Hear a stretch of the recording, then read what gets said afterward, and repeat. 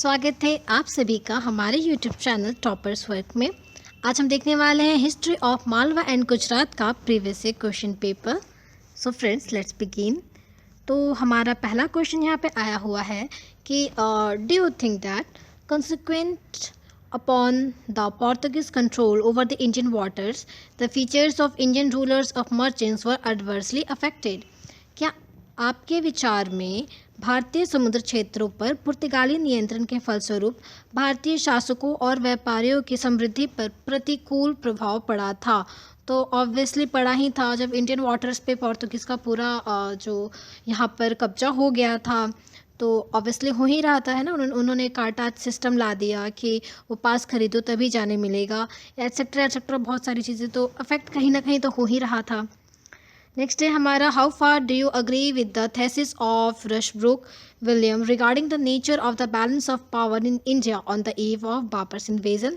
बाबर के आक्रमण के पूर्व भारत में शक्ति संतुलन के स्वरूप के बारे में रशब्रुक विलियम की प्रस्तावना से आप कहाँ तक सहमत है?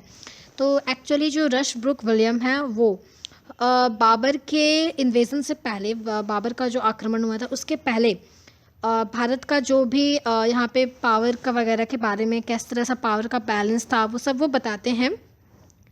तो आप उससे कहाँ तक सहमत है? रशब्रुक विलियम ने जो भी कहा है उससे आप कहाँ तक सहमति रखते हैं? नेक्स्ट देखते हैं question number 3। Discuss the role of zamindars and chieftains in the various stages of the conflict between the sultans of Malwa of Gujarat. Malwa और गुजरात के सुल्तानों के बीच संघर्ष के विभिन्न चरणों में जमींदारी और सरदारों की भूमिका का विवेचन कीजिए। आपको यहाँ पे जमींदार और चिफ्टन्स दोनों के बीच, ठीक है, उन दोनों का जो भी संघर्ष हो रहा था यहाँ सुल्तान के साथ, वो सब आपको यहाँ पर बताने को कहा गया है। फ्रेंड्स, आपको हमारे चैनल पे हिस्ट्री के और भी बहुत सारे प्रीवियस ईयर क्वेश्चन पेपर मिल जाएंगे, तो चैनल के प्लेलिस्ट को आप चेक करना बिल्कुल भी मत भूलना। नेक्स्ट क्वेश्चन देखते हैं हम। With reference to the rise of the Muslim communities in Gujarat, critically assess the impact of Islamia Dawah in the region. Gujarat में मुस्लिम समुदाय के उदय के संदर्भ में क्षेत्र में इस्लामी दवा के प्रभाव का आपको आलोचनात्मक मूल्यांकन करने को कहा गया है। एंड फ्रेंड्स, अगर आपके लिए ये वीडियो हेल्पफुल है फ्रेंड्स, तो प्लीज़ वीडियो को आप लाइक भी ज़रूर कर देना और साथ ही आप हमसे जुड़ भी जाओ हमारे चैनल से, बिकॉज़ ये channel specially BA in history और MA इन हिस्ट्री के लिए स्टार्ट किया गया है, यानी कि आप लोगों के लिए स्टार्ट किया गया है। तो अभी के अभी चैनल को सब्सक्राइब कर ले और साथ ही बेल आइकन को भी आप प्रेस कर लो।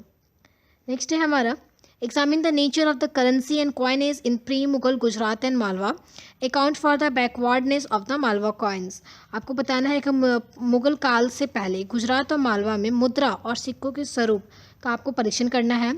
साथ ही मालवा के सिक्कों के पिछड़ेपन का आपको कारण बताना है, यानी कि मुगल से पहले गुजरात और मालवा में कैसी करेंसी चलती थी, कैसा कॉइनेज था, वो बताना है। और मालवा के कॉइन्स मतलब एक्चुअली उसका कंटेंट जो था मेटल का वो उतना अच्छा नहीं हुआ करता था, उतनी प्योरिटी नहीं थी, तो आपको उसका वो रीज़न भी बताना है, ठीक है, कि क्यों उतने पिछड़े हुए थे मालवा के कॉइन्स।